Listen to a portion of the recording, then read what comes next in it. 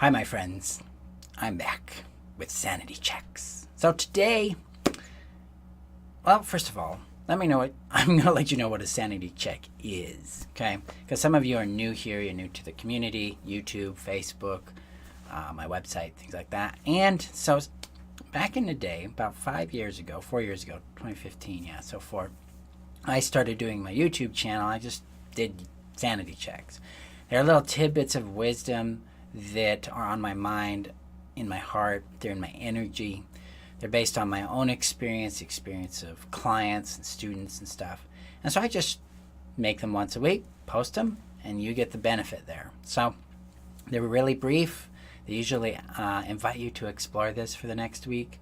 And they go a lot of times in tandem with a theme that I typically do over the week, especially in the Facebook group and with my clients and my masterminds and the coursework I do with my groups and stuff like that. So, all right, so this week I want to talk about a concept called containment. So, containment is about keeping ourselves. It's about being oriented towards us. So in codependency, there is a concept I call externalization.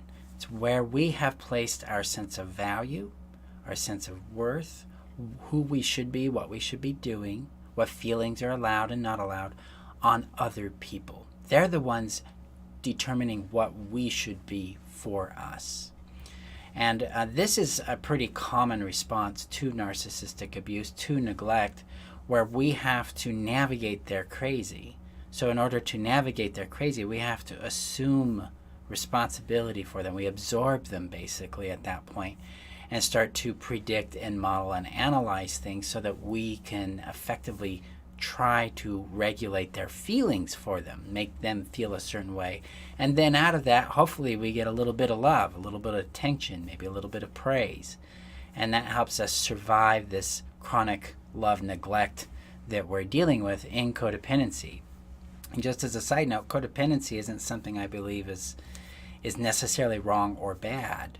I see it as a survival strategy, a coping mechanism for dealing with that love neglect. It's not a disease, it's not an identity, it's not a flaw in who you are. It's how you survived, and then we can evolve that into a completely different strategy, which I call brilliance.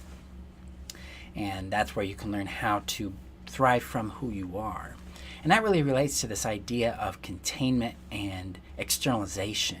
Okay, so if I'm externalizing myself so others can tell me what to feel and who to be, and I have lost my containment, I don't know who I am.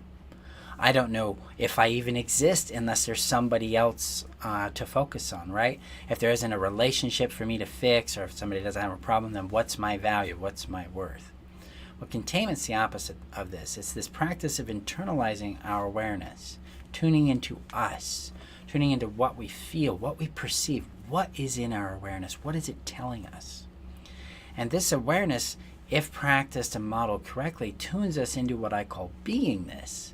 And beingness is the root answer to all codependency. Because again, if we're externalizing ourselves in codependency, we're emptying ourselves. We are discarding ourselves so that we have space to absorb the other person, right?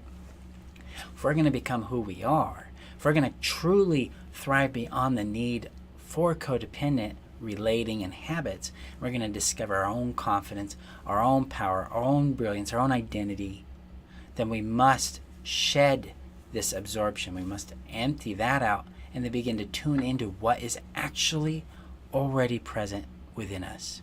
And so that is your challenge this week. That is your sanity check.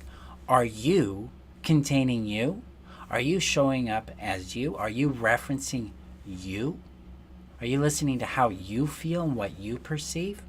Are you keeping your value within you rather than externalizing it, making it dependent on someone else's judgment, whether that's a rejection or an approval? Or are you willing to receive approval and rejection without internalizing it and then keep yourself? Honor that value. Make it sacred. That's your challenge for this week in being you and thriving beyond codependency. Tune into you.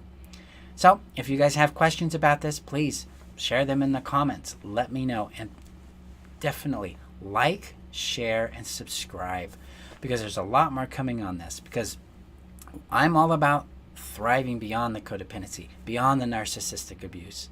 And so my angle is a little different than others here on both YouTube and Facebook and whatnot, about what we're doing with codependency. It's about getting beyond it, because you can.